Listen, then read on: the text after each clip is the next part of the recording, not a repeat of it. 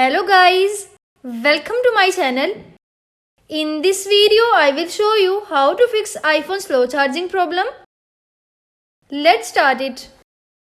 Solution 1. Clean your charging cable.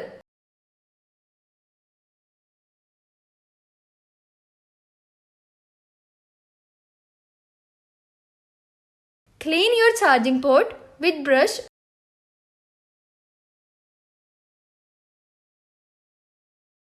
or soft tissue. Solution 2. Open settings. In settings page, tap on General. Scroll down. Tap on Shutdown. Drag the slider to power off the device. After 30 seconds, press the side button to power on the device. Solution 3. Go to Settings. Find and tap on Battery. Tap on Battery Health and Charging.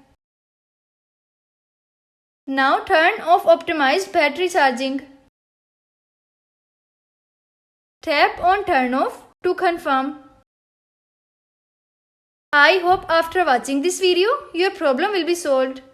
Guys, don't forget to like, share and subscribe my channel. Thanks for watching.